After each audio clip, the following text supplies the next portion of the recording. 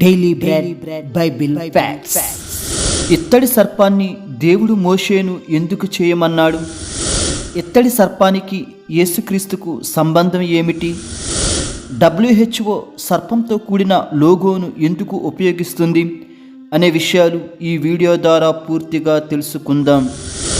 ముందుగా దేవుడు ఇత్తడి సర్పాన్ని మోషేతో ఎందుకు చేయమన్నాడో తెలుసుకుందాం. సంఖ్యాకాండము 21వ అధ్యాయము 8వ వచనం. మోషే ప్రజల కొరకు ప్రార్థన చేయగా, యెహోవా, నీవు తాపకరమైన సర్పము వంటి ప్రతిమను చేయించి స్తంభము మీద పెట్టుము, అప్పుడు కరవబడిన ప్రతివాడును దానివైపు చూచి బ్రతుకునని మోషేకు సెలవిచ్చెను.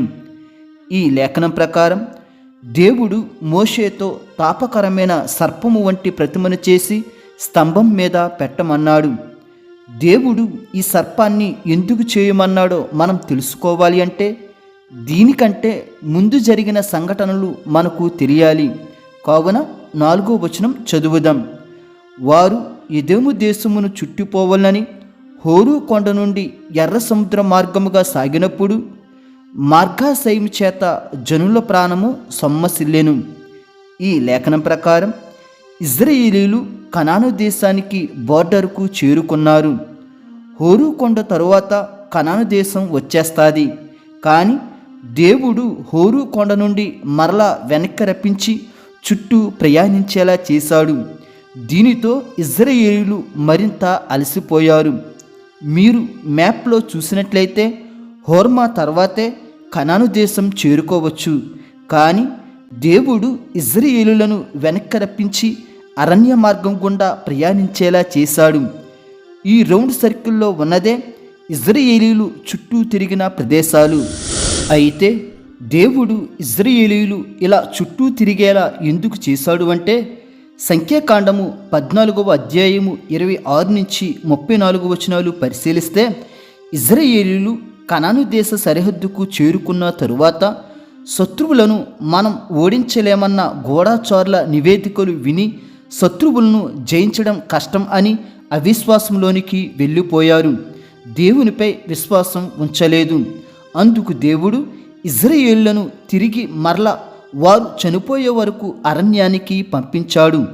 ఆ తరువాత ఇజ్రాయేలీలో 2వ తరం కూడా వారి తల్లిదండ్రులు చేసినట్టే దారుణంగా ప్రవర్తించారు. అందుకు దేవుడు వారి అవిశ్వాసాన్ని బట్టి 2వ తరం వారిని కూడా అరణ్యం గుండా చుట్టూ తిప్పించాడు. సంఖ్యాకాండము 16:3, సంఖ్యాకాండము 16:41, సంఖ్యాకాండము 22 ప్రకారం ఇజ్రాయేలీలో 2వ తరం కూడా మోషేకు దేవునికి వ్యతిరేకంగా మాట్లాడారు మరియు వారి తల్లిదండ్రుల అవిశ్వాసాన్ని 2వ తరం వారు కూడా కొనసాగించారు.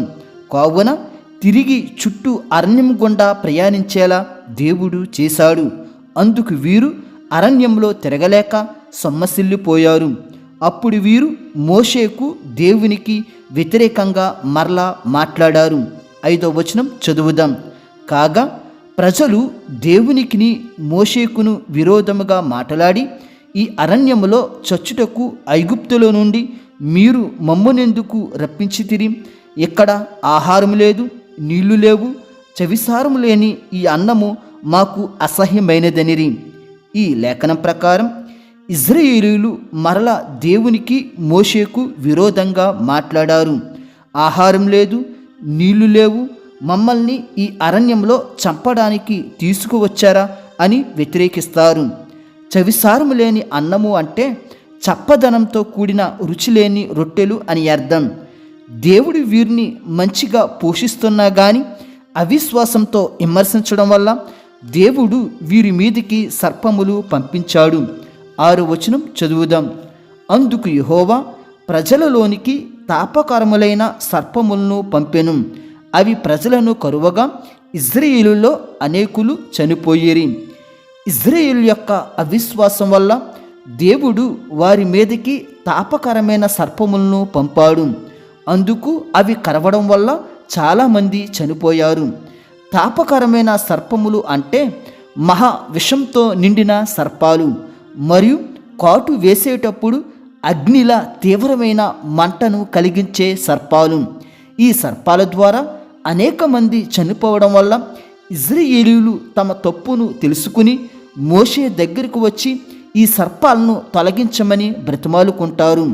అప్పుడు మోషే దేవునికి ప్రార్థన చేయగా ఈ లేఖనం ప్రకారం సర్పాన్ని చేసి స్తంభం మీద పెట్టమని, అప్పుడు ఆ సర్పాన్ని చూసిన వారు బ్రతుకుతారని దేవుడు మోషేకు చెప్తాడు.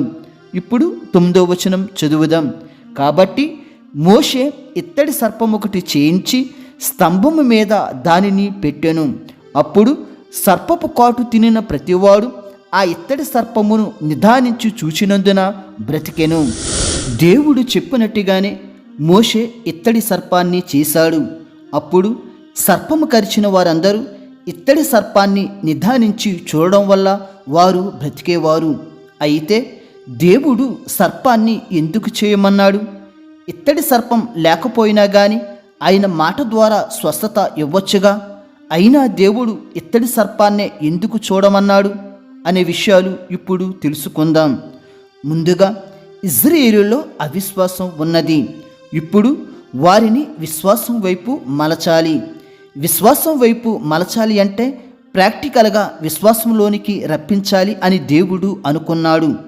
ఏ పాము ద్వారా అయితే చంపబడ్డారో అదే పామును దేవుడు ఉపయోగించాడు. ఆ పామును నిదానించి చూస్తేనే వారికి రక్షణ దొరికింది. ఆ నిదానించి చూడడంలోనే ఆధ్యాత్మిక ప్రవర్తన మరియు విశ్వాసం వారిలో నింపబడతాయి. అంటే విశ్వాసం ద్వారా మనం రక్షింపబడతాము అన్న విషయం అప్పుడు వారికి తెలుస్తుంది. ఇప్పుడు ఇత్తడి సర్పాన్ని చూడడం వల్ల వారు రక్షింపబడలేదు, కానీ విశ్వాసంతో నిదానించి చూడడం వల్ల మాత్రమే వారు రక్షింపబడ్డారు. అంటే దీని ద్వారా దేవుడు వారి విశ్వాసాన్ని బయటకు తీశాడు. యోహాను సువార్త 3వ అధ్యాయము 14వ వచనం. అరణ్యములో మోషే సర్పమును ఎలాగూ ఎత్తెనో అలాగే విశ్వసించు ప్రతివాడును నశింపక ఆయన ద్వారా నిత్య జీవము పొందినట్లు మనుష్య కుమారుడు ఎత్తబడవలను. ఈ లేఖనం ప్రకారం అరణ్యంలో మోషే ఇత్తడి సర్పాన్ని ఎలా ఎత్తాడో అలాగే మనుష్య కుమారుడైన యేసుక్రీస్తు కూడా ఎత్తబడాలి. అది విశ్వాసం ద్వారానే సాధ్యమవుతుంది. అయితే ఇత్తడి సర్పంతో యేసుక్రీస్తు ఇక్కడ ఎందుకు పోల్చబడ్డాడో ఇప్పుడు తెలుసుకుందాం. సర్పము అనేది ఆదికాండము 3వ అధ్యాయం 1 నుంచి 5 వచనాలు మరియు ప్రకటన గ్రంథము 12:9 ప్రకారం చెడుకు అనగా పాపానికి సూచన. ఇత్తడి అనేది అగ్నితో తయారు చేయబడిన లోహం. ఇది తీర్పుకు సూచన. ఇప్పుడు ఈ ఇత్తడి సర్పాన్ని చూడడం వల్ల ఇశ్రాయేలుల పాపము తీర్పు తీర్చబడి రక్షణ పొందారు. అలాగే యేసుక్రీస్తు కూడా ఏ పాపం చేయకపోయినా మన కోసం ఒక పాపిగా ఇత్తడి సర్పంలా నిలువబడ్డాడు. ఇప్పుడు ఈ యేసును ఎవరైతే నిదానించి చూస్తారో వారు రక్షింపబడతారు. అందుకే యెషయా 45:22లో ఈ విధంగా వ్రాయబడింది: భూ దిగంతముల నివాసులారా నా వైపు చూచి రక్షణ పొందిడి. ఈ లేఖనం ప్రకారం భూ ప్రజలందరూ ఇత్తడి సర్పాన్ని కాదు, దేవుని వైపు చూచి రక్షణ పొందాలి. ఇది విశ్వాసం ద్వారానే సాధ్యం అవుతుంది. కావున యేసుక్రీస్తు శిలువను మనం విశ్వసించడం ద్వారా మన పాపాలు తీర్పు తీర్చబడి రక్షణ పొందుతాము. అయితే ఇశ్రాయేలీయులు ఈ ఇత్తడి సర్పాన్ని తరువాత కాలంలో ఒక విగ్రహంలో పూజించారు. కొంతమంది బైబిల్ విమర్శకులు దేవుడు విగ్రహారాధన చేయవద్దు అన్నాడు, కానీ ఇత్తడి సర్పమనే విగ్రహాన్ని ఎందుకు చేయమన్నాడు అని వ్యతిరేకించేవారు ఉన్నారు.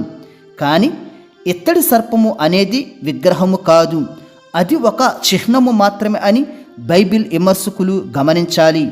2వ రాజులు 18వ అధ్యాయము 4వ వచనం. ఉన్నత స్థలములను కొట్టివేసి విగ్రహములను పగులగొట్టి దేవతా స్తంభములను పడగొట్టి మోషే చేసిన ఇత్తడి సర్పమును చిన్న భిన్నములుగా చేసెను. దానికి ఇశ్రాయేలీయులు నెహుష్టానను పేరు పెట్టి దానికి ధూపము వేయుచు వచ్చి ఉండిరి. ఈ లేఖనం ప్రకారం హిజ్కియా కాలం ముందు వరకు ఇశ్రాయేలీయులు ఇత్తడి సర్పాన్ని విగ్రహంలో పూజిస్తూ ధూపం వేసేవారు. దానికి నెహుష్టాను అను పేరు పెట్టారు. నెహుష్టాను అంటే ఇత్తడి మొక్క అని అర్థం. ఈ ఇత్తడి సర్పాన్ని హిజ్కియా రాజు ముక్కలు ముక్కలుగా విరిచాడు. కావున ఇత్తడి సర్పాన్ని ఇజ్రాయేలీయులు విగ్రహములా పూజిస్తున్నారనే దేవుడు హిజ్కియా చేత ఇలా చేయించాడు. కావున ఇత్తడి సర్పం విగ్రహం కాదు, ఒక చిహ్నం మాత్రమే. కావున ఇప్పుడు ఇత్తడి సర్పం కాకుండా అసలైన క్రీస్తును ఎవరైతే నిదానించి విశ్వాసంతో చూస్తారో వారు మాత్రమే రక్షింపబడతారు. ఇప్పుడు WHO వారు పాముతో కూడిన లోగోను ఎప్పుడు ప్రవేశపెట్టారో తెలుసుకుందాం. ఈ లోగోను చూస్తే సేమ్ మోషే చేసిన ఇత్తడి సర్పం లాగానే ఉంటుంది. మోషే కాలంలో ఈ ఇత్తడి సర్పాన్ని చూసిన వారు స్వస్థపరచబడ్డారు. అలాగే స్వస్థతకు గుర్తుగా, వైద్యానికి సింబాలిక్గా WHO వారు ఈ లోగోను ఏర్పాటు చేశారు. WHO అంటే వరల్డ్ హెల్త్ ఆర్గనైజేషన్. 1948లో మొదటి వరల్డ్ హెల్త్ అసెంబ్లీ సభలో ఈ లోగోను ఎంపిక చేశారు. అప్పటి నుంచి ఈ లోగో ఇప్పటికీ కొనసాగుతూనే ఉన్నది. ఈ లోగోను కార్డ్యూసియస్ అంటారు. అయితే ఈ లోగోను ఎంపిక చేయడానికి కారణం ఏమిటంటే, గ్రీకు పురాణాల ప్రకారం ఈ లోగోలో కనిపిస్తున్న కర్ర ఒలింపియన్ దేవుడు హిర్మెస్ చేత మోసుకెళ్లబడిన కర్ర. ఈ లోగోలో కనిపిస్తున్న రెక్కలు దేవుడికి మానవులకు మధ్య రాయబారిగా ఉండే దూత రెక్కలు. పాములు అనేవి విషానికి విరుగుడిగా మందులు తయారీని సూచిస్తాయి. అయితే అస్క్లేపియస్ అనే పురాతన గ్రీకు వైద్యుడు ఒక దేవుడిగా గౌరవించబడ్డాడు. ఇతడు పాములను ఆరాధనలో ఎక్కువగా ఉపయోగించేవాడు. ఇతని వైద్యం ద్వారా అనేక మంది రక్షింపబడేవారు.